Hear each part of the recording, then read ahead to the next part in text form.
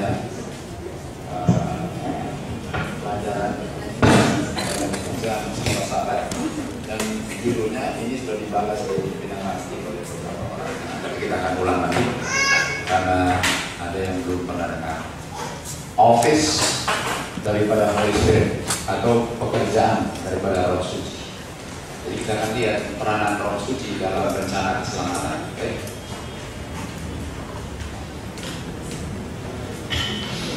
Yohanes 16 ayat 7 dan 8. Di sini Tuhan bilang, di saat dia pergi, dia akan kirim seorang comforter. Dia akan dikirim kepadamu. Dia bicara kepada siapa ini? Murid-muridnya. Nggak keras sekali kayaknya. Nggak kekerasan kayaknya. Dan jika dia datang, ini tugasnya. Ini tugasnya. Dan ini adalah dasar dari pekabaran 3 malaikat. Ini. Kalau mau mengerti pekabaran 3 malaikat, ini dia punya dasar. Kalau nggak ngerti ini, nggak akan mengerti pekabaran 3 malaikat.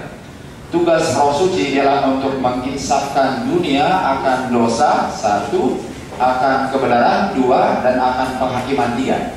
Itu pekabaran 3 malaikat punya dasar.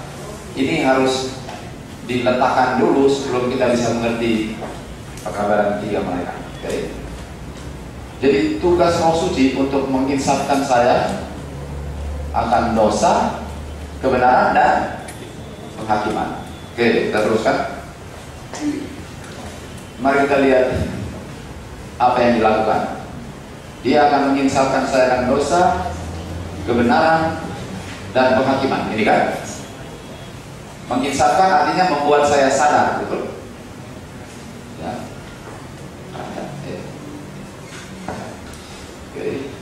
Oke. Yang pertama apa? Dosa. Sekarang mari kita cari tahu apa itu apa? Dosa. Karena ini tugas Roh Suci untuk menginsafkan saya dosa. Artinya kita harus tahu dulu apa itu dosa. Apa itu dosa? Kita tahu 1 Yohanes 3:4, barang siapa yang berdosa, melanggar hukum, karena dosa adalah pelanggaran hukum.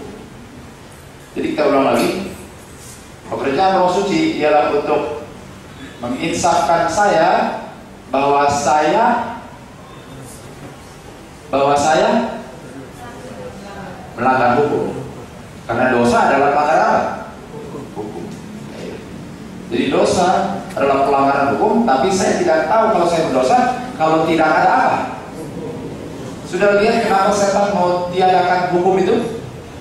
Karena kalau dia tiadakan hukumnya, siapa yang tahu dia berdosa? Tidak ada. Jadi penting untuk adanya hukum, karena dengan melihat hukum, oleh hukum saya akan mengetahui dosa. Jadi tanpa hukum, kira-kira saya bisa diinsafkan akan dosa. Sudah lihat kenapa hukum mau ditiadakan, saudara-saudara? Sudah lihat kenapa dibilang nggak penting untuk mematuhi hukum? Sudah lihat kenapa dibilang hukum sudah dipakukan di kayu salib? Kenapa? Karena hukum ditiadakan, saya tahu dosa? Tidak. Okay. Jadi tugas Roh Suci pertama ialah untuk menginsafkan saya akan dosa dengan menunjukkan saya atau membuat saya sadar bahwa saya telah melanggar apa? Hukum. Oke, kita jalan pelan-pelan saja. Seandainya ada yang tidak percaya, tidak mengerti, tolong tanya apa maksudnya itu. Silahkan tanya, karena ini jam sekolah sahabat kan. Silahkan tanya.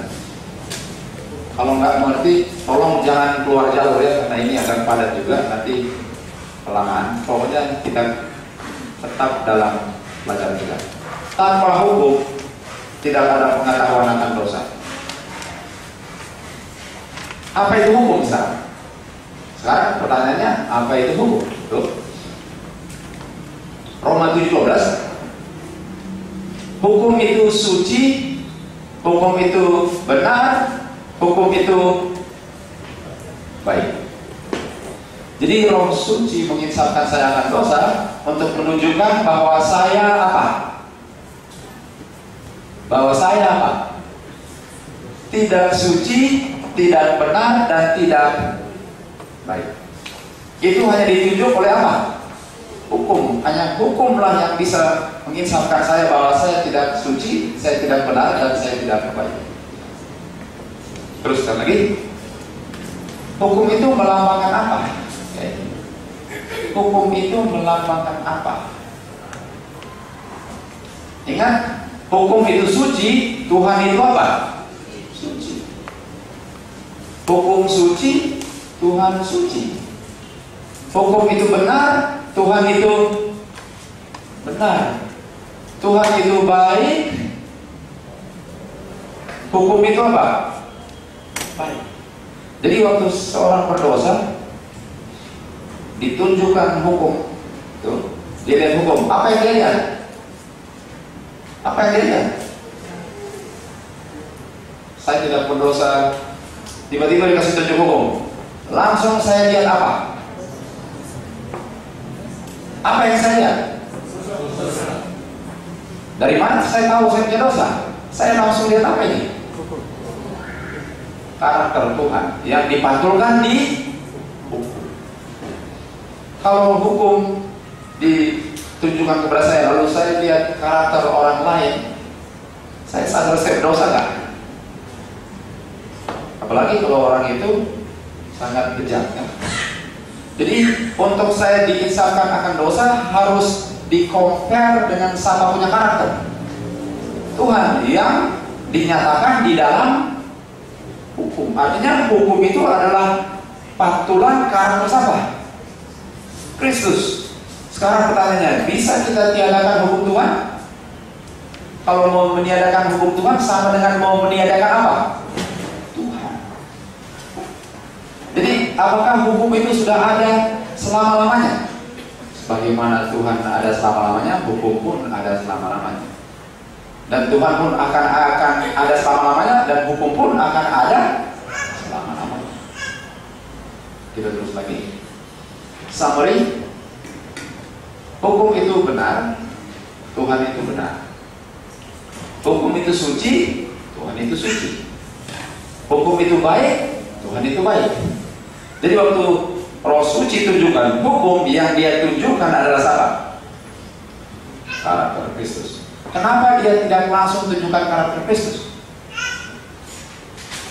Apa yang pernah lihat Kristus? Tidak ada, kan? Jadi hukum itu adalah pantulan daripada karakter Kristus untuk orang yang nggak pernah ketemu sama-sama Kristus. Jadi waktu Tuhan Yesus berjalan di Timur Tengah, itu seperti apa sedang berjalan? Waktu Tuhan Yesus sedang jalan, itu seperti apa sedang jalan? Hukum berjalan. Makanya setiap kali dia berhadapan dengan orang Farisi, langsung sadar, kan? Langsung perasaan diri. Enggak, dia masih dari setan. Kenapa? Karena setiap kali dia lihat Tuhan Yesus, dia ditegur akan dosanya. Karena Tuhan Yesus itu hukum berjalan. Kemana saja Tuhan Yesus pergi, saya takut. Kenapa kamu ganggu-ganggu kita? Kenapa? Karena Tuhan Yesus hukum berjalan. Dan pasti ada, kita orang berdosa. Nah, di ayat sama kira-kira akan ada hukum berjalan dalam umat Tuhan. Jadi kita punya tantangan ialah begini. Memang mungkin sekarang belum, tapi tujuan kita ialah satu kali dalam kehidupan saya akan memantul karakter Kristus. Dan kemana saya pergi, orang akan bilang, tuh, apakah dia marah atau dia bilang, tuh. Tapi kalau orang lihat sama-sama aja bagaimana? Itu tujuan kita. Tujuan kita ialah hukum akan dipantulkan dalam hidup kita. Di situ kemana kita pergi, kita akan menjadi terang dunia. Terus lagi, apa hubungan law dan righteousness? Ingat, Roh Suci menginsafkan pertama apa? Dosa dan kebenaran. Sekarang apa hubungan hukum dengan kebenaran? Karena ini tugas kedua Roh Suci adalah untuk menginsafkan saya akan kebenaran. Apa ya hubungan hukum dan righteousness? Ulangan 48. Hukum itu apa? Righteous. Hukum itu righteous. Jadi waktu saya lihat hukum, saya lihat apa? Righteous. Tapi siapapun righteous. Waktu saya lihat hukum righteous, langsung saya bilang saya tidak righteous. Jadi kuncinya apa? Hukum. Kuncinya hukum. Sudah lihat kenapa setan mau menyingkirkan apa? Hukumnya. Tuh. Sekarang bisa begini. Saya mau challenge saudara-saudara. Kita berbakti. Lalu kita lihat orang-orang yang kita harapkan untuk menjadi terang dunia, loh, tidak hidup sesuai dengan peran yang sudah diterima. Loh, kalau kita bilang bagaimana ini? Kalau jawabannya seperti ini, tidak usah lihat mereka, lihat Kristus. Sudah pernah dengar? Lihat Kristus saja. Pertanyaannya, tolong tunjukkan di mana saya bisa lihat Kristusnya. Di tembok, di jendela, di luar, di mana saya bisa dapat Kristusnya? Nggak usah lihat dia, lihat Kristus. Oke, tunjukkan di mana dia. Seharusnya saya lihat Kristus di mana? Orangnya. Jadi jangan bilang, oke, jangan lihat dia, lihat Kristus. Di mana Kristusnya? Seharusnya Kristus di mana?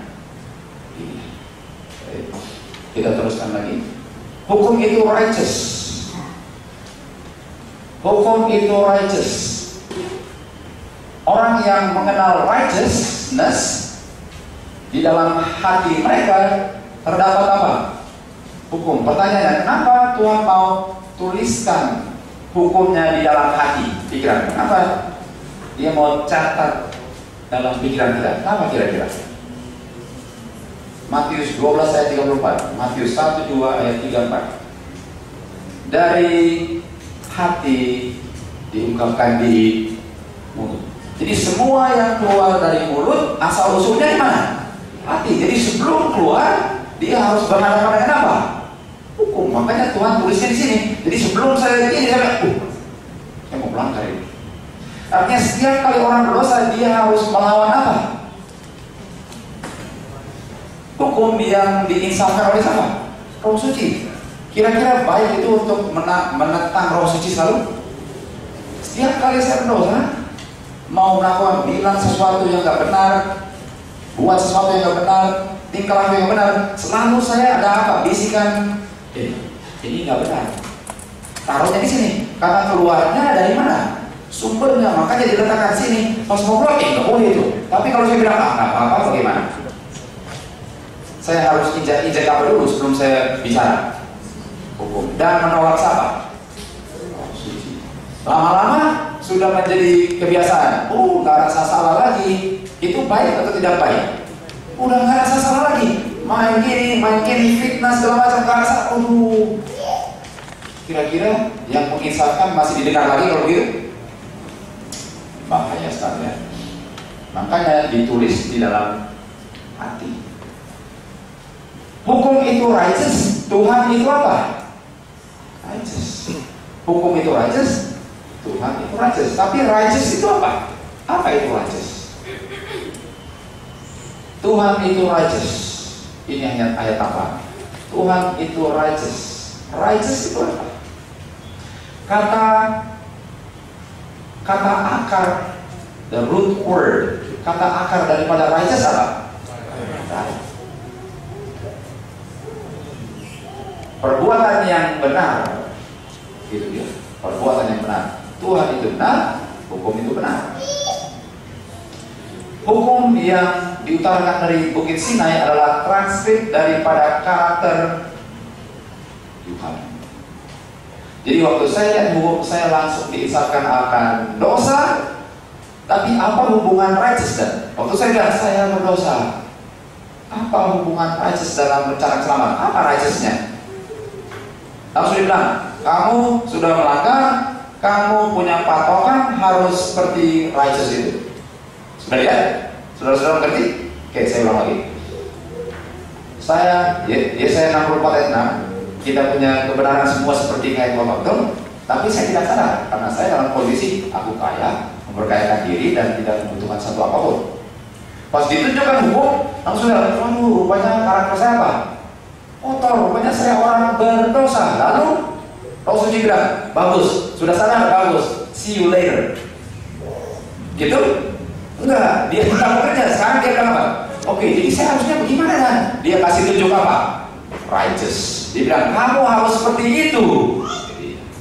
Jadi nggak ada guna kamu orang berdosa. Oh, terima kasih. Lalu mau bikin apa? Ya sudahlah.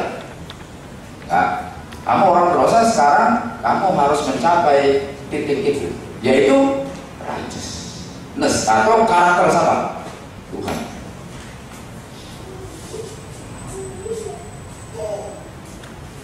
Tuhan itu suci, hukum itu suci. Tuhan itu benar, hukum itu benar. Tuhan itu baik, hukum itu baik. Tuhan itu righteous, hukum itu righteous. Semua ini akan menginsafkan saya akan dosa, dan karakter Kristus yaitu patokan kehidupan saya.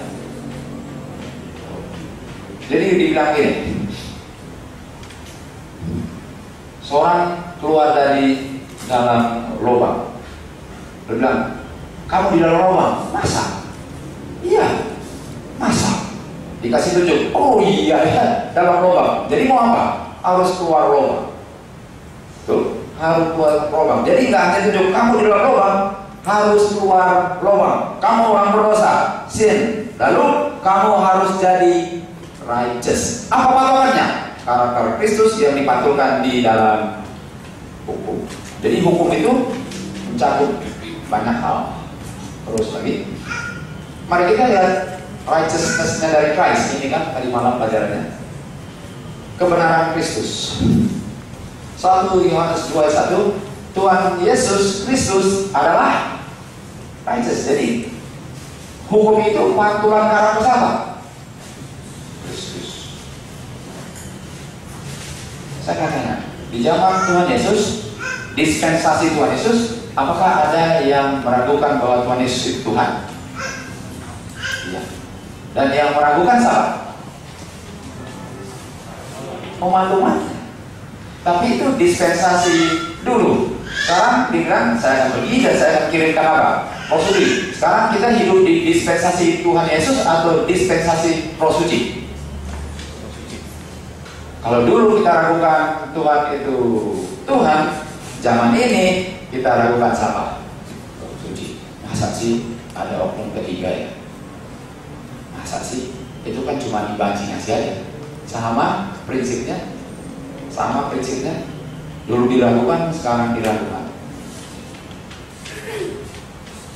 Prinsip-prinsip hukum Tuhan. Nah sekarang kita, bagaimana Tuhan Yesus?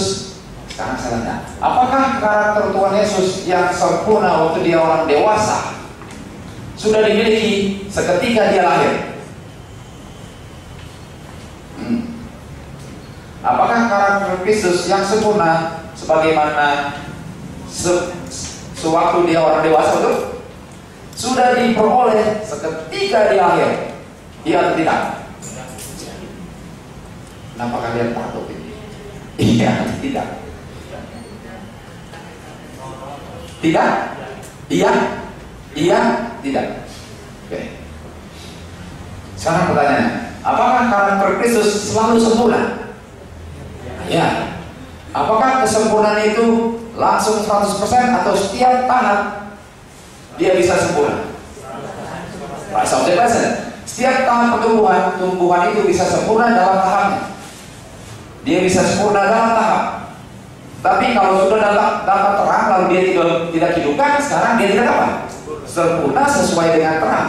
Tapi dia bisa sempurna sesuai dengan terang yang dia miliki. Tapi apakah sudah mencapai titik kesempurnaan yang maksimal? Oh. Bukankah Tuhan Yesus baik sekali?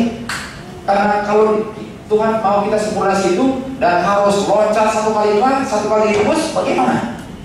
Tiba-tiba 100% atau tahap demi tahap saya dipertanggungjawabkan dengan terang yang saya sudah miliki. Dan kalau saya hidupkan terang itu, saya dianggap sempurna dalam terang itu, tapi belum sampai karena sekarang terang baru. Hidupkan sampai sekarang. Pertanyaannya, Tuhan Yesus waktu lahir sudah sempurna seperti waktu dia dewasa atau sempurna sebagai bayi?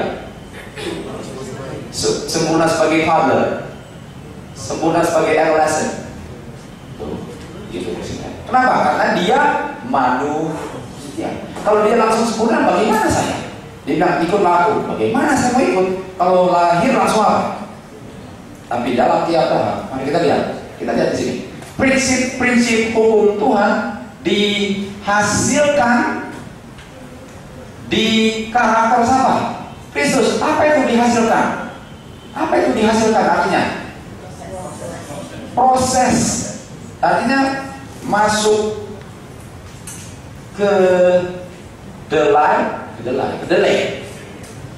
Masuk kedelai, keluar soy milk. Itu proses kan? Masuk kedelai, keluar soy milk. Masuk gandum, keluar roti. Proses. Jadi karakter Kristus melewati apa? Roll out. Proses. Ini dia. Jadi karakter Kristus melewati proses.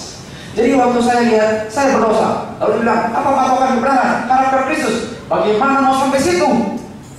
Suka kan? Karena sekarang terpisah. Bagaimana saya di sini Tuhan punya karakter di situ? Dia bilang apa? Sebagaimana Kristus mencapai itu setiap tahap sempurna, kamu pun apa? Sanggup dengan grace. Tadi malam dengan kuasa. Saya akan gambar ya.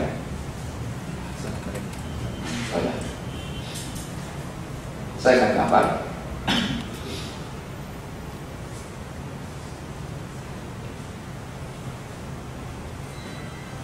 Satu, dua, tiga, empat, lima, enam. Ini sempurna, ini kumpulan.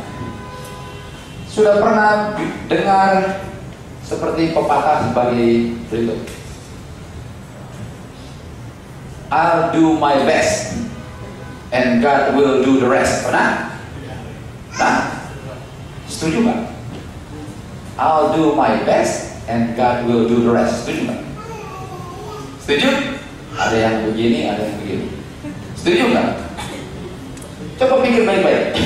Oke, saya mau tanya Om Benny. Ya, Om Benny pilih bilangan yang jangan nomor 6 ya, pokoknya sebelumnya. Om Benny punya best kira-kira berapa? Ini cuma ilustrasi. Om Benny punya best kira-kira di mana? Om Benny punya best 4. Artinya siapa punya bagian ini?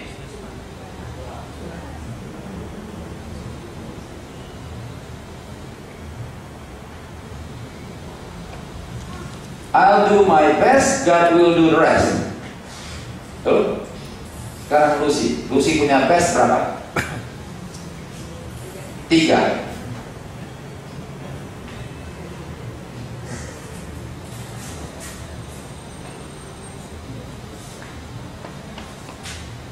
Tuh. Bagaimana ini? Setuju dengan ini? Jadi masing-masing lah. Jangan kasih standar, masing-masing kok. Semampu saya cuma 1 langkah. 99-nya siapa? Tuhan. Benar nggak itu? Kedengarannya enak kan? Tapi bukan semua yang enak benar. Sekarang tanya, mari kita buka ayat Alkitab. Mari kita buka ayat Alkitab. Yohanes 15 ayat 5. Yohanes 15 ayat 5. Mari kita lihat, kita hancurkan pengertian ini dengan firman Tuhan. Yohanes 15 ayat 5. Kalau engkau di dalam aku di dalam engkau akan menghasilkan banyak buah. Tanpa aku engkau tidak bisa melakukan apapun. Pertanyaannya, ini 5 dari mana? Tanpa aku bisa 5 ya? Atau bisa 3? Tanpa aku, katanya tanpa aku 0. Tanpa Tuhan berapa? 0. Om Benny tanpa Tuhan 0. Lucy tanpa Tuhan 0. Mari kita ke Filipi 4:13. Filipi 4:13. Aku sanggup melakukan segala hal bersama Tuhan yang menguatkan aku. Artinya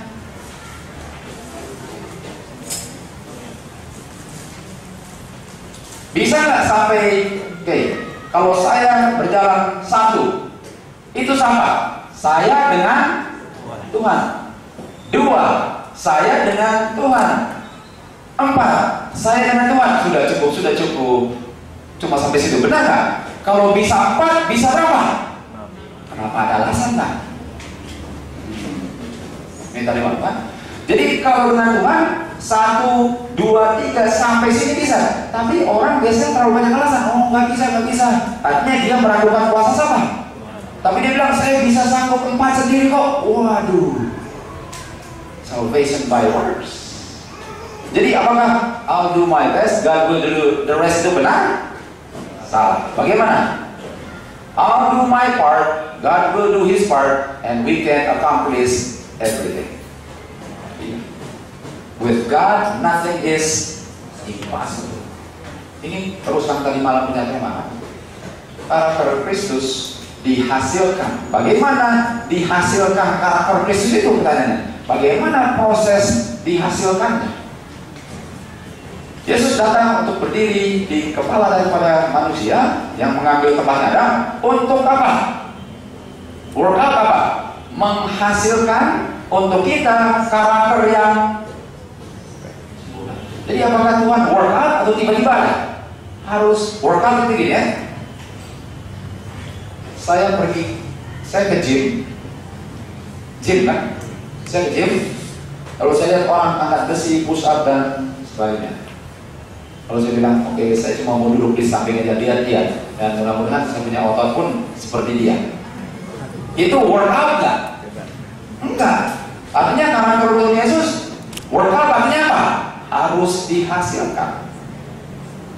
Sekarang saya tanya, kenapa kupu-kupu indah? Atau kenapa kupu-kupu tidak sempurna? Kenapa? Karena kepompongnya waktu dia bergumul workout menghasilkan kupu-kupu yang apa? Indah. Kenapa nasi kadang-kadang setengah matang? Karena belum habis sudah dibuka-buka. Kapannya udah lapar? Biarin saja dia terus. Itu workout. Jadi kita lihat Tuhan Yesus menghasilkan karakter yang sempurna. Bagaimana caranya? Dan itu pun kita harus apa? Lakukan. Gak bisa hanya bilang terima kasih sudah susah payah, sekarang saya minta dirinya kredit toh. Gak bisa. Mari kita lihat prosesnya. Bagaimana Kristus menghasilkan karakter yang sempurnanya. Ini masih dalam topik righteousness kan. Jadi saya orang berdosa, lalu mau apa? Karakter Yesus, karaktermu harus seperti itu. Bagaimana? Ini bagaimananya. Sebagaimana dia menghasilkannya, engkau pun harus menghasilkannya. Mari kita lihat.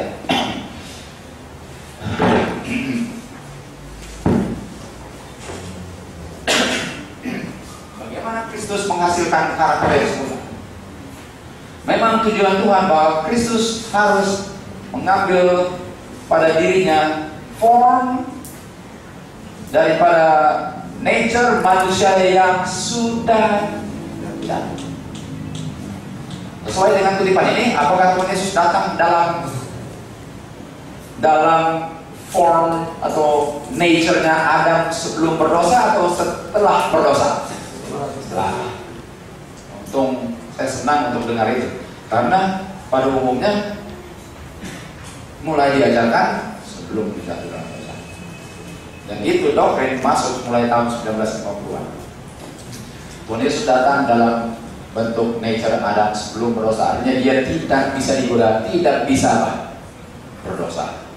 Jadi waktu setan goda, percuma, saya nggak bisa jatuh, bukan? Tapi dia datang dalam bentuk Adam setelah berdosa, tapi tanpa dosa. Tapi kelemahannya keinginan daging ada nggak? 100%. Jadi waktu lu digoda, lu memang lapar. Tapi dia bilang, bukan kehendak Tuhan, kehendakku mau makan, tapi kehendak siapa? Kita lihat proses menghasilkan karakternya. Dia mengambil nature manusia berdosa, sudah jatuh, agar dia bisa menjadi sempurna. Bagaimana? Melalui penderitaan. Kepompong menderita dulu. Menderita, struggle. Jadi kalau saya orang berdosa, jadi mau apa? Karakter itu, karaktermu. Bagaimana? Ada jalan buntu ke situ? Tanpa penderitaan ada? Tidak ada. Harus apa? Harus melewati suffering. Dan dia endure, tahan. Kekuasaan setan punya temptation, dia tahan. Jadi setiap kali setan goda, dia bilang, oh. Atau apa yang goda, saya nggak bisa berdosa. Kalau dia karakter Adam sebelum berdosa, apakah dia menderita? Jadi waktu Yesus digoda, apakah sudah pernah kalian nggak makan 40 hari 40 malam? Kalau di hotel boleh. Bagaimana kalau di padang belakang? Banyak rezeki, malam dingin, siang panas terik, nggak makan, lapar sekali, lapar, dia manusia lapar. Lalu setan datang. Ini anak-anak, modelnya kayak gini. Masa kayak gini? Saya dikirim Bapak untuk menolong kamu karena bikin malu kamu mau memerlukan Bapak gayanya kayak gini. Jadi di challenge-nya apa dulu? Pride-nya. Pernah, masa kamu ke anak Bapak? Memang kamu anak Bapak? Betul ya? Lihat, setan nggak guna makanan. Dia nggak gunakan makanan. Dia akan gunakan makanan. Dia boncengan dengan pride. Dia nggak bilang makanan. Dia bilang, kamu anak-anak ini. Masa gayanya begini? Lihat, saya malaikat dari surga, saya dikirim Bapak untuk tolong kamu. Kasihan. Ingat, sebelum dia ke padang belakang, di pembaptis Sam dibilang apa? Inilah anakku yang kucintai. Jadi Tuhan ingat, oh no, saya anak Bapak. Saya anak Bapak. Kamu anak Bapak? Masa sih? Oke, saya mau kasih contoh ya. Steven nggak apa-apa ya. Saya contoh ini contoh ya. Ini contoh. Jangan melekat terus. Steven adalah hasil daripada anak hasil dari percabulan. Perselingkuhan. Lalu saya tanya, siapa Bapak? Yusuf ya? Kan belum menikah. Bagaimana? Ya Allah, kamu bukan anak Allah, kamu anak percabulan. Betul? Jadi yang ditentang apa? Pride-nya. Memang masa. Lalu kalau sekali manusia, oh ya, saya tunjukkan kamu salah setan. Oh ya, enak aja bilang gitu, betul? Manusia, enak aja kamu bilang gitu. Saya tunjukkan. Terus setan bilang, oh, masa? Mau tunjukkan? Saya pengen tahu. Bagaimana tunjukkannya? Saya tunjukkan. Bagaimana? Oh, dapat ide. Ini dia masukin bonceng. Lihat itu batu. Kalau kamu memang bukan anak percabulan, anak Allah, coba itu batu bikin jadi. Itu tujuannya, tapi dia lewat pintu kampungan. Jadi nggak tahu, padahal yang diuji apa? Makanan, tapi lewat apa? Aku. Pas bilang, oh ya, lalu dibilang apa? Coba bikin batu jadi roti. Oh ya sudah, pas-pasan lah. Kok tahu? Betul? Aduh, pas-pasan lapar. Mantap, saya kasih tunjuk. Kebetulan lapar lagi. Jadi sebagai manusia pengen sekali tunjukkan kebetulan lapar kan? Oh, kalau dibilang suruh terbang kemana, bukan kebutuhan saya. Kalau suruh makan, dia pas-pasan. Oh ya, coba. Jadilah roti. Tunjuk itu. Bagaimana manusia kalau digoda? Mereka bisa nggak bikin batu jadi roti? Aduh, lupa misi. Habis. Bagaimana Tuhan? Sudah lapar. Kamu memang anak percabulan. Oh ya, Tuhan bilang apa? Coba, saya bilang coba batu jadi roti. Tuhan bilang apa? Sudah tertulis, manusia tidak makan dari roti saja, tapi dari setiap firman yang keluar dari mulut Tuhan. Saya nggak pusing kalau nggak makan. Apakah makanan menentukan keselamatan di sini? Walaupun lapar, saya nggak pusing. Saya tidak mau melakukan sesuatu yang umat-umat saya nanti tidak bisa lakukan kalau digoda. Jadi penyangkalan diri itu, tapi pengen makan kan? Jadi kalau kita digoda, bagaimana kita digoda? memang jatuh banget. Tapi harus sabar. Struggle, oh no, betul kan? No, jangan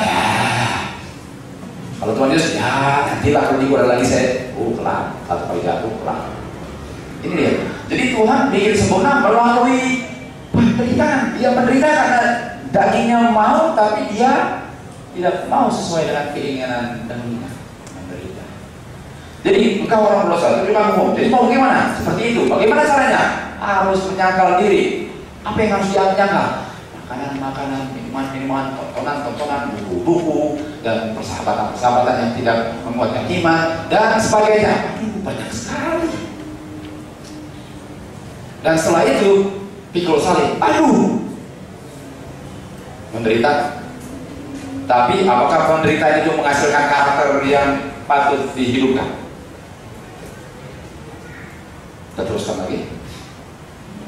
Dia belajar untuk obey dengan hal-hal yang dia derita dan menjadi sempurna dan menjadi author daripada keselamatan abadi bagi mereka semua yang obey dia. Jadi Tuhan menghasilkan dia punya karakter melalui penderitaan, dan saudara-saudara dan saya, kamu pun dan saya pun harus melewati itu untuk memiliki righteousness Tuhan. Harus ada apa? Penderitaan. Teruskan. Dengan menurut oleh satu orang, banyak akan menjadi apa? Righteous. Jadi apakah Tuhan itulah yang pengarang karakter yang sempurna? Dengan penurutan dia, kita pun kalau menurut dia bisa menjadi seperti dia. Tuh, dia nggak hanya bilang, oke, saya berikan kamu kesempurnaan, nggak usah ada penderitaan. Begitu caranya? Sama sekali tidak. Dengan firman dan Roh Suci dibukakan kepada manusia prinsip-prinsip kebenaran yang menjadi bagian daripada hukumnya. Oleh sebab hukumnya suci, benar dan baik, yaitu transkrip daripada kesempurnaannya, karakter yang dibentuk melalui penurutan hukum pun akan menjadi suci. Jadi kalau saya ikut jejak Tuhan Yesus 100%, kira-kira saya pun akan menghasilkan yang dia sudah hasilkan dalam kehidupannya 100%. Makanya dia bilang, kalau ikut saya harus menyangkal keinginan diri semua, mata, daging dan aku diri, dan siap-siap untuk pikul apa? Kristus adalah contoh yang sempurna daripada karakter itu, dan karakternya namanya righteous. Jadi Roh Suci tunjukkan kepada saya sudah melanggar hukum Tuhan, karakternya. Jadi saya mau apa? Karakter Kristus yang ditunjukkan di hukum, kamu harus miliki. Bagaimana caranya? Bagaimana Yesus work out menghasilkan karakter itu, kamu pun harus menghasilkan karakter itu. Lalu saya bilang, bagaimana saya bisa? Dia bilang apa? Saya berikan kamu apa? Grace. Dan grace itu menyanggupi saya untuk menghasilkan karakter apa? Kristus. Makanya penting grace. Pentingnya salah grace, salah semua. Salah pengertian grace, salah semua. Bagaimana saya menerima kebenaran Kristus itu? Karakternya kan hanya diberikan atau harus dihasilkan dengan grace ya? Harus dihasilkan. Mari kita lihat. Kristus menghasilkan karakter dan dia berikan untuk dia apa? Ingat bagaimana? Impart. Jadi karakternya diimpute atau diimpart? Artinya ada bagian saya. Apakah karakter ini pakai aja? Itu namanya apa? Impute. Tapi ini semua tenaganya, semua tenaga dari surga gunakan dan hasilkan ini. Itu apa? Dan tenaganya namanya apa? Grace, strength, power of Christ. Harus diimpart ya, diberikan, tapi harus digunakan. jubah pernikahan dalam perumpamaan dilambangkan oleh murni tak bernoda karakternya yang harus dimiliki oleh pengikut Yesus. Kepada gereja diberikan bahwa mereka harus dijubahi oleh jubah yang putih tak bernoda, dan linen itu adalah righteousness-nya siapa?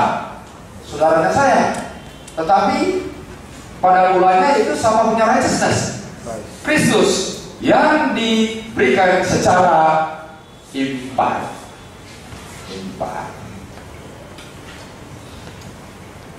Saya mau kasih satu contoh, tapi saya mau contoh apa ya?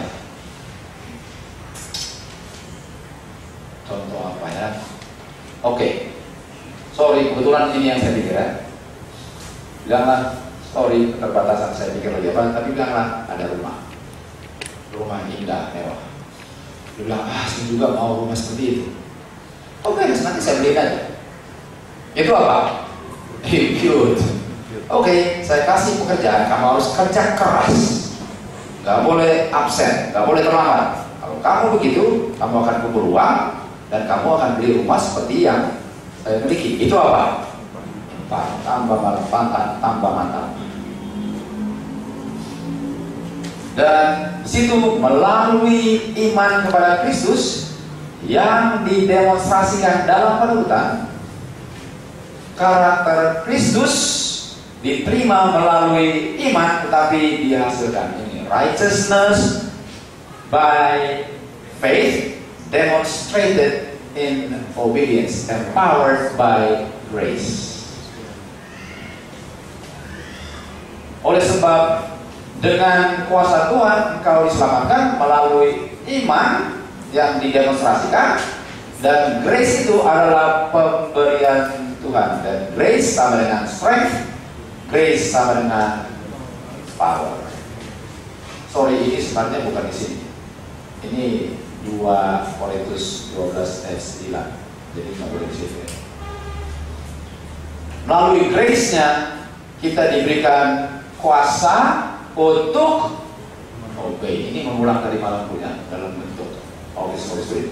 Jadi Holy Spirit, kamu orang berdosa, tunjukkan hukum berdosa. Jadi mau bikin apa? Harus seperti itu. Bagaimana capainya? Dia berikan apa?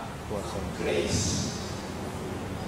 Tapi saya nggak lihat. Kamu harus terima sebagai iman. Walaupun nggak kelihatan, tapi saya percaya karena dia sudah janji. Apa buktinya? Dia janji. Dia janji sama dengan saudara. Karakter hasil daripada penurutan. Ini dia. Jadi karakternya hasil daripada penurutan. Kubu-kubu hasil daripada perjuangan di dalam kepompong. Itu dia.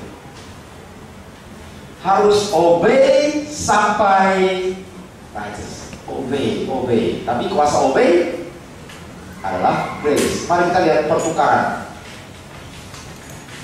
Yohanes waktu lihat Yesus datang, dia bilang, lihat domba Allah yang mengambil dosa dunia. Jadi ulang lagi, Roh Suci tunjukkan hukum.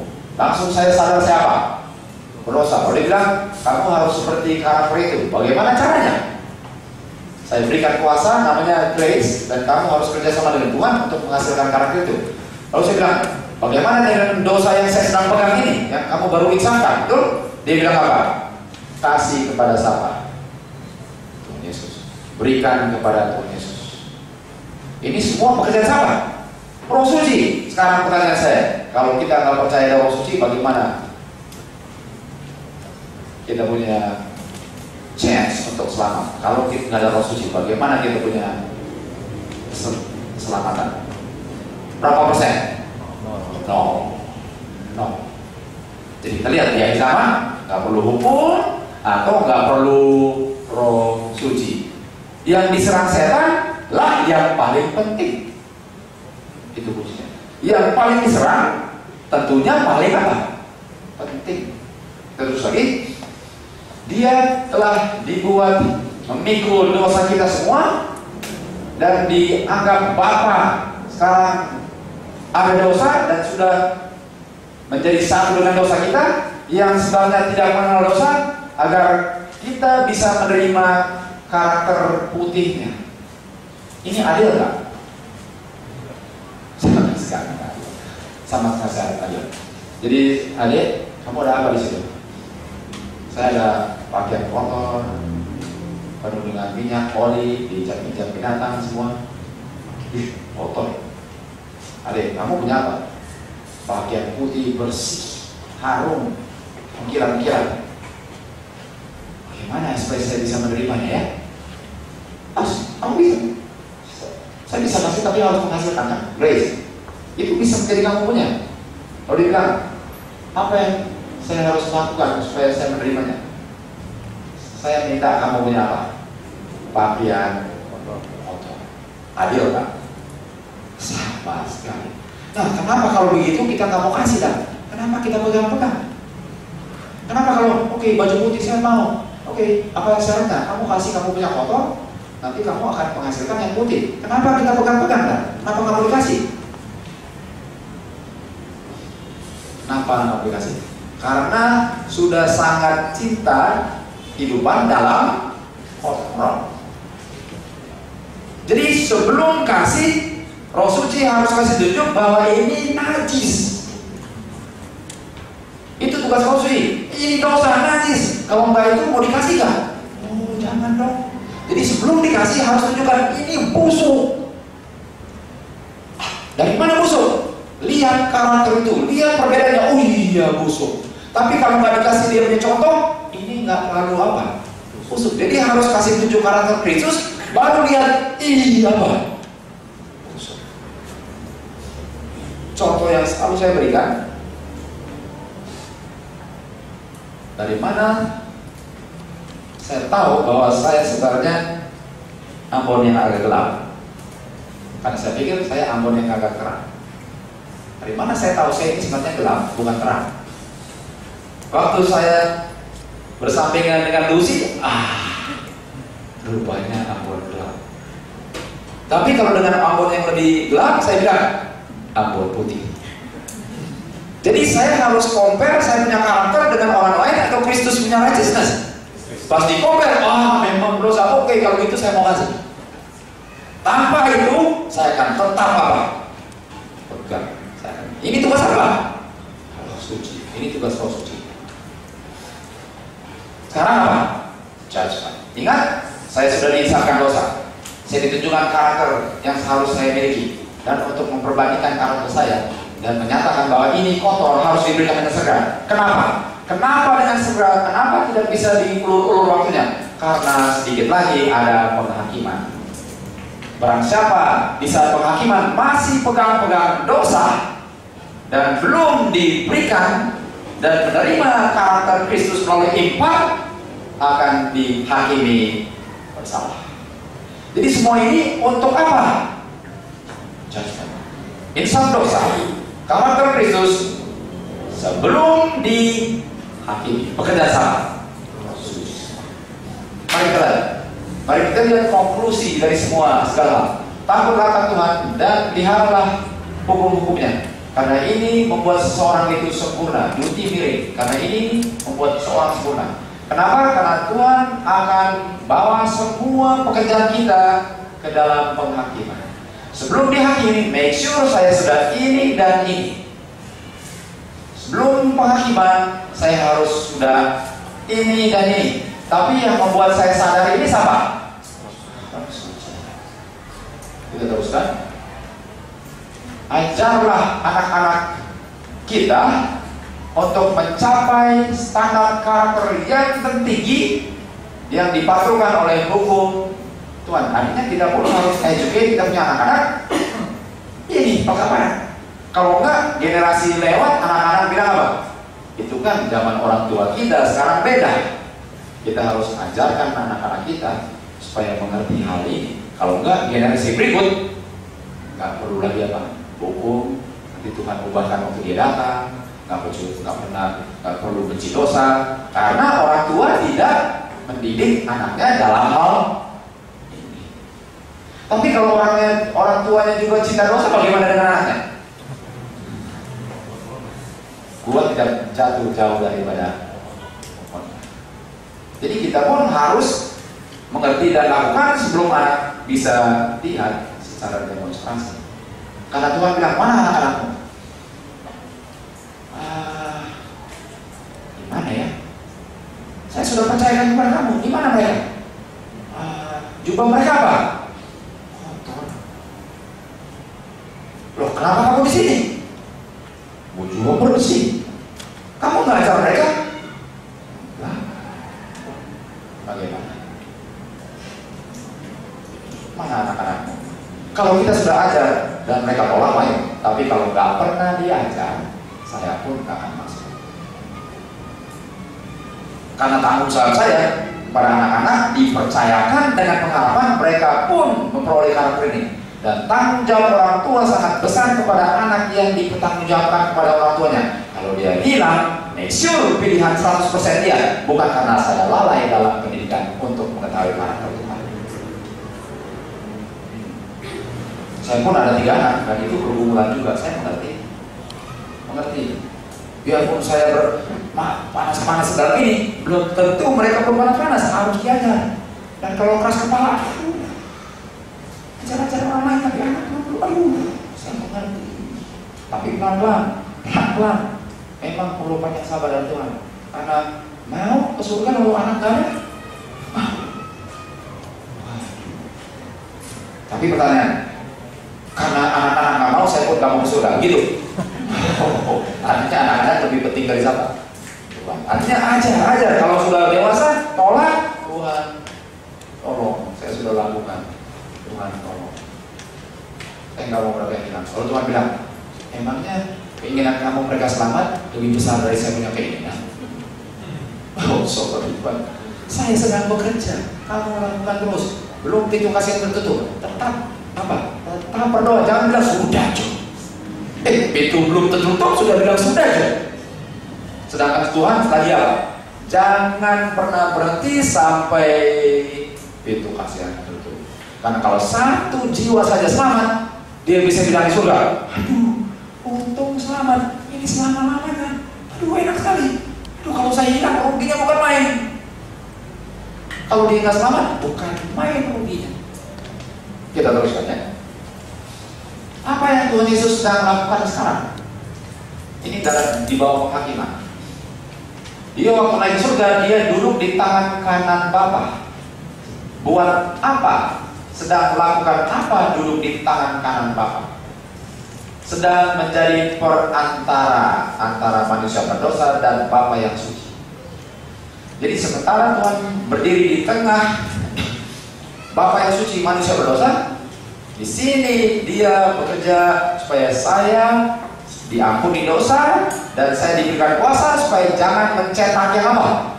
Baru. Kenapa? Karena 1 kali kelak dia berdiri, silahkan berhadapan dengan Bapa sebagaimana adanya. Dan saya bilang, aduh Tuhan, masih ada 1 dosa. Dan dia bilang, apa yang kamu lakukan dengan dosa itu? Bukankah saya sudah bekerja waktu itu waktu duduk? Dia bilang, iya tapi ini dosa kesayangan.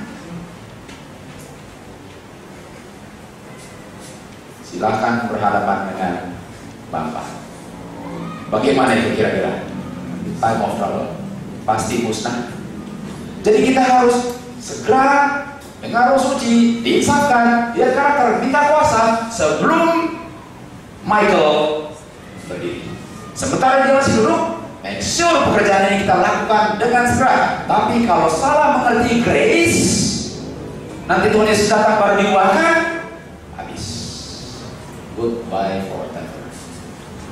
Karena salah mengerti bahwa grace itu bukan kasihan Tuhan yang oh saya selamatkan kamu, saya sudah mati. Itu adalah kuasa untuk memiliki hidupnya apa? Salah grace gak akan masuk ke dalam perjanjian. Dia duduk perantara dan dia duduk menyucikan. Sementara dia masih duduk, dia menyucikan. Dan dia akan persembahkan kita sebagai persembahan yang rajas kepada. Sementara dia masih apa? Duduk. Sekarang pertanyaannya, apakah saya tahu kapan dia berdiri? Tidak. Apakah saya tahu tanda-tandanya menunjukkan bahwa sudah dekat dia akan berdiri? Harusnya begitu. Jadi kalau dari mana saya tahu tanda-tandanya sudah dekat bahwa dia sudah mau berdiri? Dari mana? Nubuatan. Penting belajar nubuatan. Karena nubuatan yang menunjukkan, ini akhir zaman sudah mau dinabi, bro. Ini tunjukkan artinya nggak lama lagi nih. Karakter saya belum, aduh. Segera mempersiapkan diri. Tapi kalau nggak belajar nubuatan, nanti kalau didatang ya datang lah. Bagaimana itu? Ngapain belajar nubuatan? Simbol-simbol ini, itu. Yang penting kasih aja. Bagaimana saudara kalau itu? Nubuatan menunjukkan sudah dekatnya waktu pintu kasih tertutup, walaupun tidak tahu kapan. Tunjuk sudah dekat, siap masuk, bahkan sebelum pintu ditutup. Itu gunanya apa? Belajar nubuatan. Jadi apakah nubuatan ada peran untuk menjadi sempurna? Iya, tapi nubuatan tidak menyempurnakan. Nubuatan menyadarkan saya sudah dekat dan saya belum siap. Mari kerjasama dengan Tuhan sebelum pintu kasihan tertutup selama. Jadi umat Tuhan sebenarnya harus mengerti apa? Nubuatan. Tapi apakah pengertian nubuatan segala macam model sekarang? Lihat, yang penting setan apa? Serang. Nubuatan. Ke apa? Kesempurnaan. Karakter Kristus. Roh suci. Gak penting hukum. Gak tahu semua itu apa? Habis.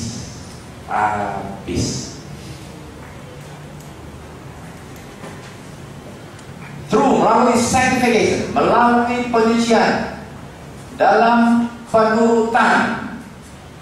Jadi saya disucikan dalam penurutan, dan dengan penurutan saya dimurnikan. Tapi harus apa? Obey. Ini tadi malam. Jadi harus apa? Tuhan, oke. Saya jalan sini masuk jurang. Nggak tahu. Tenang. Lagi mau ke surga ini. Kemana? Lagi ke surga. Dapat apa kabaran? Hei, ini lihat rambu-rambunya. Apa? Rambu-rambu ke surga sempit. Lihat jalan kamu luas.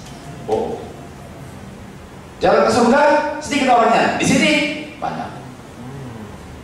Jalan ke surga orangnya semua sedang menyucikan diri. Di lututnya semua. Di sini berdiri jingkar-jingkar. Oh. Salah jalan. Saya diisahkan akan apa? Dosa. Sekarang bagaimana? Diam di tempat atau obey? Di saat obey, saya dibebaskan dari itu. Tambah lama, tambah masuk kerajaan apa? Harus obey. Bagaimana kalau ini? Obey, nggak perlu. Saya tahu. Saya tahu juga. Saya sudah berpengetahuan. Saya punya intelek tinggi sekali. Banyak gelar. Saya tahu itu salah. Tapi jangan terus. Bagaimana kita punya gelar akan menyelamatkan kita? Yang Tuhan inginkan ialah obey. Nggak ada gunanya pengetahuan kalau tidak obey dengan kuasa Tuhan. Nggak ada gunanya. Coba pikir ya, coba renungkan dalam setengah menit. Renungkan. Semua perjuangan saya sebagai orang Advent dari kecil atau masuk Advent, semua itu, lalu saya hilang bagaimana? Coba pikirkan baik-baik. Kalau hilang bagaimana? Invest segala macam, waktu, semua dari kecil, waduh, lalu hilang, sia-sia. Coba pikir, kalau hilang saya gimana? Aduh, dari kecil, aduh. Lalu waktu Yerusalem turun, saya lihat kota baru, aduh bagus sekali, kenapa saya punya suami di situ, istri, anak, mereka yang bilang bertobat, jangan main-main lagi. Saya bilang, tunggu dulu, aduh saya pengen masuk, aduh bagaimana ya? Katakan saudara di situ, bagaimana perasaan saudara? Kenapa saya keras kepala? Aduh Tuhan, bakarlah sekarang, saya nggak mau ini lagi, nggak mau ini. Tapi perlu begitu nggak? Enggak, karena sekarang Allah kabaran untuk apa? Walaupun bertentangan dengan banyak orang dan jalan yang luas, jalan kecil hanya sedikit, di sini begini, di sini banyak luas, dan sini hura-hura. Itu rambu-rambu jalan. Dan ini kita tahu, nubuatan menunjukkan ini sedang terjadi. Waktu tulis, ini masa depan. Pas lihat, loh, ini terjadi, sedang terjadi. Waduh, akhirnya sudah benar. Saya mau bilang personal testimony. Kalau saya baca Great Controversy dan Early Writings, waktu saya baca Great Controversy dan Early Writings,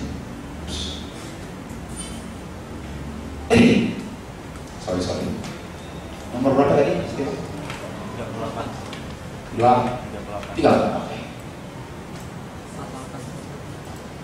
Sudah.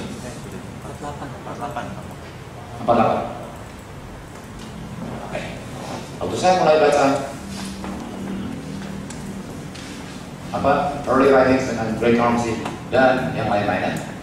Pas saya baca personal testimony, pas saya baca saya bilang, ini kayaknya sedang terjadi sama saya. Terus terang, loh ini terjadi di zaman William Miller, gereja tutup pintu. Loh, ini terjadi. Dibilang segala macam nama, dibilang segala macam nama, dilarang-larang, dibilang ini itu, sedang terjadi 100% baca berita. Saudara akan lihat sedang digenapi yang kita lakukan, sedang mengulang zaman William Miller. Zaman William Miller diajarkan pengkabaran dan gereja-gereja tutup pintu, nggak boleh ajar sini, jangan ikut-ikut dia. Sedang terjadi 100%. Jadi kalau nggak tahu perbuatan, ini kan biasa-biasa aja, padahal ini sedang menggenapi. Jadi di zaman William Miller, kalau semua gereja tutup pintu, dan setelah itu 1844 dari tutup pintu sampai sini, dekat di sini ada midnight cry. Dan kita tahu sejarah terulang, adanya di saat gereja-gereja mulai tutup pintu, loud cry, pintu pasti tutup. Siap saudara. Ini penolakan William Miller oleh gereja-gereja 100% sedang terjadi sekarang. 100%. Dan yang tolak gerejanya dia sendiri. Dan yang tolak gerejanya kita sendiri. 100% saudara-saudara. 100%. Tapi kalau nggak tahu ini apa? Oh nggak apa-apa, nanti ada perubahan. Oh enggak, sejarah terulang. Harus apa? Belajar, harus belajar.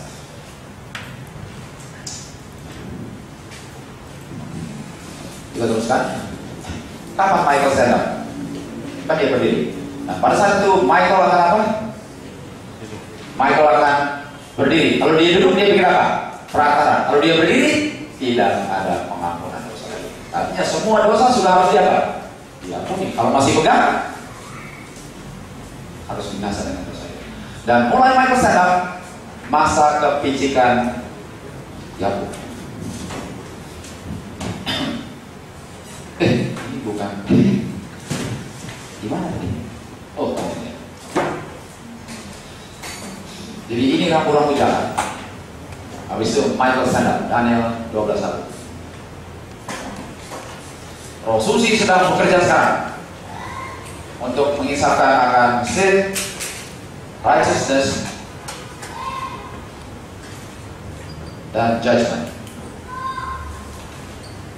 Dia sedang kerja keras, mempersiapkan untuk dia berdiri. Sebelum berdiri, make sure sudah memiliki jubah putih melalui grace-nya.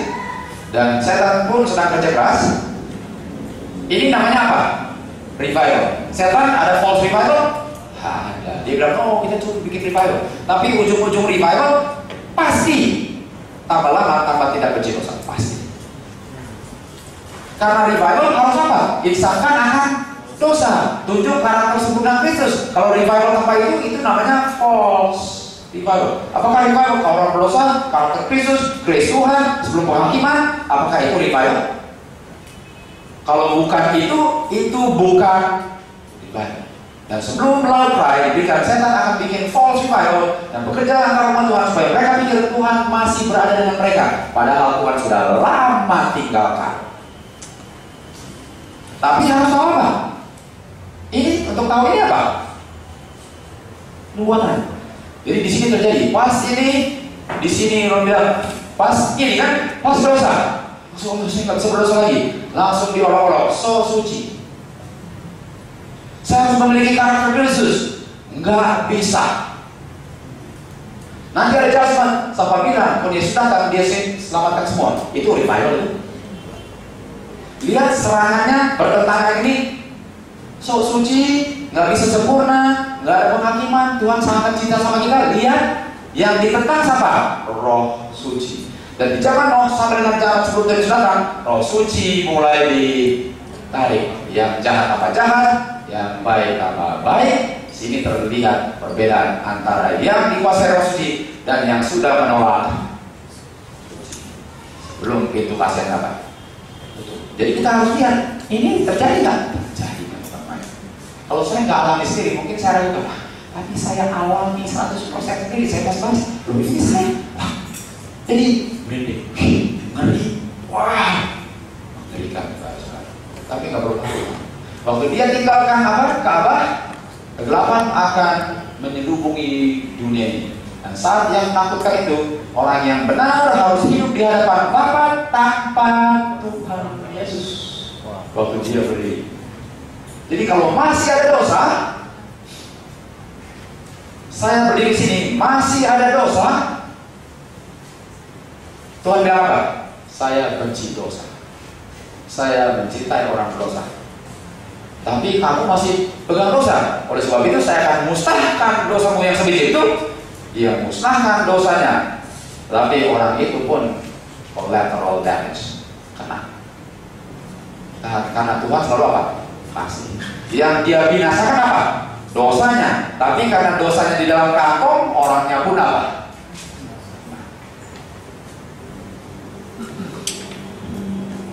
Sangat penting perbuatan ini dicampur dengan righteousness by faith. Kalau kita nggak ajarkan ini, kita sedang dininabobokan,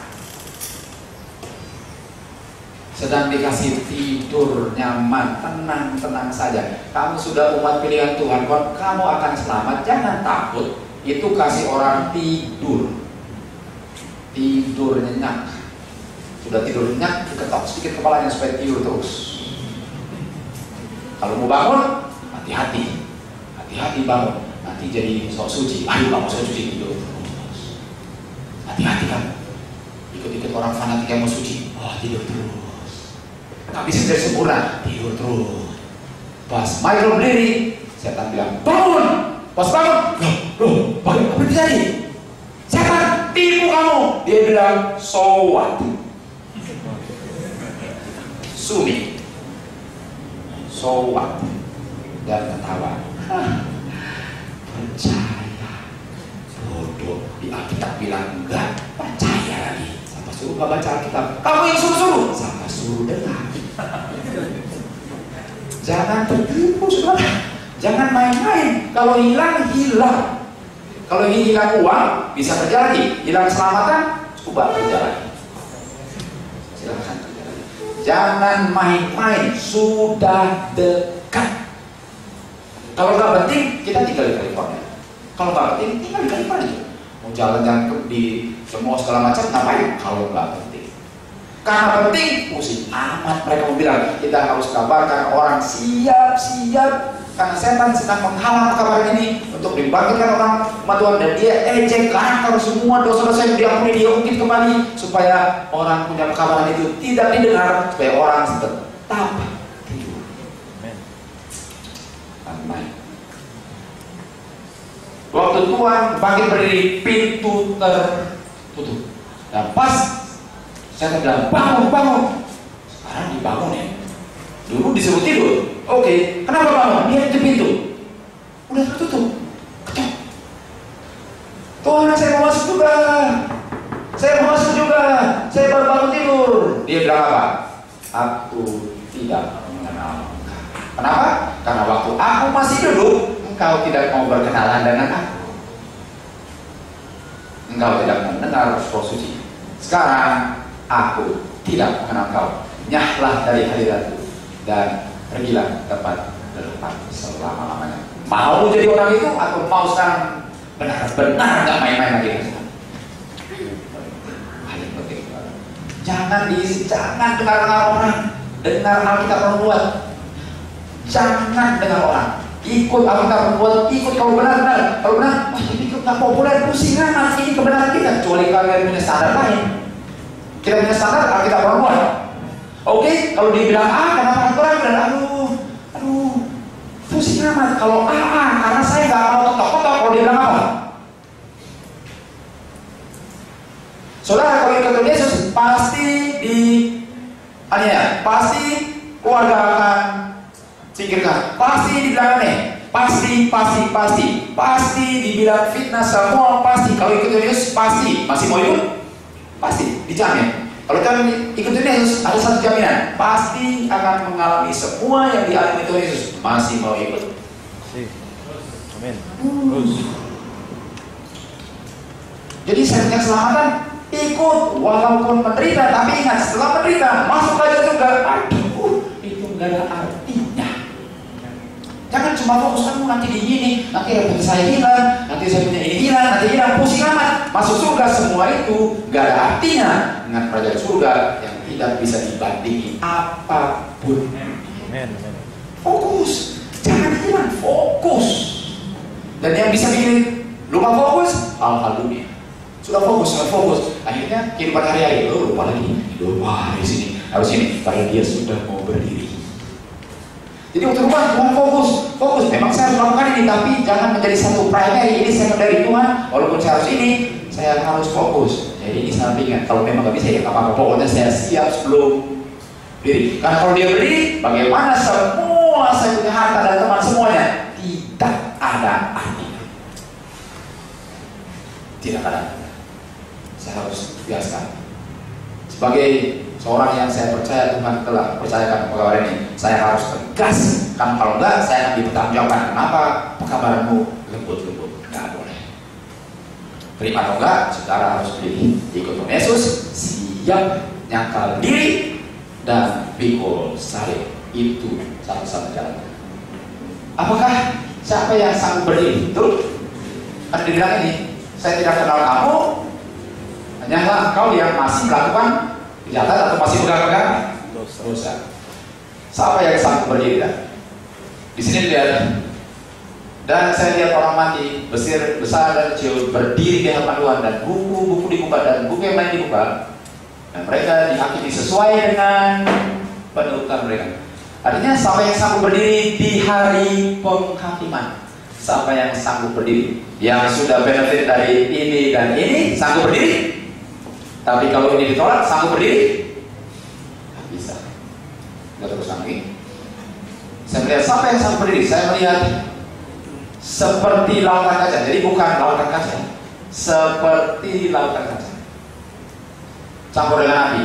Dan mereka yang sudah menang melawan binatang, patulan binatang dan tanahnya, dan bilangan berdiri di yang kelihatan seperti lautan kaca. Siapa yang sudah menerima pekabaran ini siap berdiri? Baik mereka. Sementara satu kelompok tunduk kepada kuasa dunia dan menerima tanah binatang, kelompok yang lain pilih untuk setia kepada Tuhan, menerima mantra. Sampai yang sanggup berdiri. Dan saya mendengar bilangannya, dan mereka yang dimeteraikan 144.000. Siapa yang sanggup berdiri? Jadi apakah pekabaran Roh Suci Sin Righteousness sedang mempersiapkan 144.000? Ini dia. Jangan ketinggalan kereta. Kita semua masuk ke dalam awan, dan 7 hari kita perjalanan ke lautan kaca itu. 7 hari. Mantap ya. Jadi pas dibangkitkan orang hidup masuk 7 hari, saya nggak tahu literal, pokoknya saya percaya dan nanti cari tahu. 7 hari, mana Tuhan, pokoknya lihat dulu, enjoy dulu. Aduh, bayangkan 7 hari. Sekarang harus beli tiket, berdiri line, bayar luggage, terlambat, nggak bisa tidur, makannya gak enak. 7 hari. Dan Tuhan sekarang bawa mahkota. Waduh, Tuhan sendiri bikin gerbang. Dan di tangan kanannya, dengan tangan kanannya meletakkan mahkota di kepala-kepala mereka. Albert tanya, Om Yohan, ambil selfie. Mau jadi bagian itu, saudara? Atau mau cuma dengar-dengar sekarang tapi nggak menjadi kenyataan? Saudara, kita mau itu. Dia letakkan, dan tangan Yesus waktu diletakkan, saya lihat tangannya. Apa itu bolongnya? Ini bolong yang memungkinkan saya terima mahkota yang saya tidak layak sama sekali. Dan dia berikan kita kecapi dari emas. Emas, Ali, emas. Jangan buang waktu cari emas itu dia. Enggak ada hubungan dengan Ali. Ali saya punya teman yang baik, dia sangat baik. Betul Ali? Oke. Dan di tangan dan diberikan kecapi emas dan pohon palem menunjukkan kemenangan. Di sini berdiri di lautan kaca 144.000 berdiri perfect square. 12.000.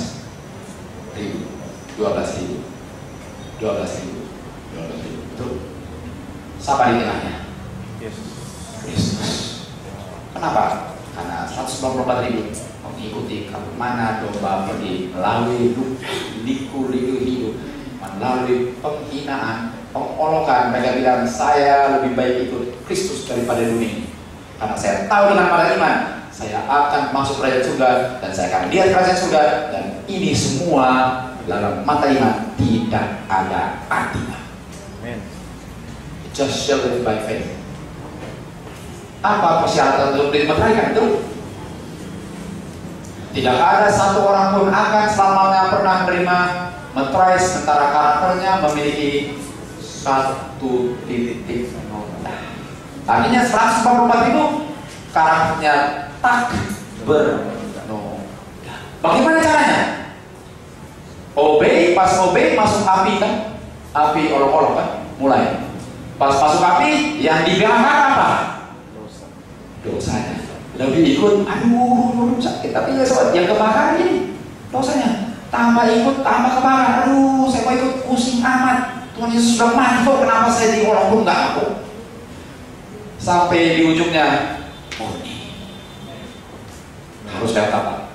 Api pujian. Dan karakter mereka harus diperbaiki dari semua kekejian. Kapan? Sebelum Tuhan Yesus bangkit berdiri. Sudah siap untuk mendengar roh suci? Apa doa Daud? Tuhan, jangan tarik roh suci. Kenapa? Karena dia tahu kalau ditarik habis. Kita punya doa sekarang apa? Tuhan, jangan tarik roh suci-Mu. Sekarang saya mau mendengar suara roh suci. Waktu itu saya nggak dengar karena terlalu banyak bisikan-bisikan dunia. Saya nggak dengar. Oleh sebab itu saya nggak dengar, saya nggak buka pintu. Oleh sebab itu Tuhan tetap ketok. Tapi Tuhan jangan tinggalkan, tetap ketok Tuhan. Berikan kuasa untuk singkirkan semua ribut dunia. Singkirkan, saya mau dengar Tuhan. Saya nggak mau main-main lagi Tuhan. Saya mau buka pintu Tuhan. Singkirkan semua, saya punya jak masuk. Saya mau karaktermu, saya nggak mau lagi dunia. Apa yang terjadi? Proses penyucian. Karena tujuan apa? Nah, konklusi. Inilah konklusi dari segala hal. Takut akan Tuhan, taati hukumnya. Kalau taat artinya tidak berdosa, karena Tuhan akan hadapkan semua pekerjaanmu di hari pengadilan. Sudah siap saudara-saudara? Atau sedang mempersiapkan diri? Kalau baru mulai, jangan ulur-ulur waktu, karena pekerjaan yang harus dilakukan kemarin dilakukan sekarang sudah 1 hari lebih. Itulah kita punya pelajaran sekolah sahabat.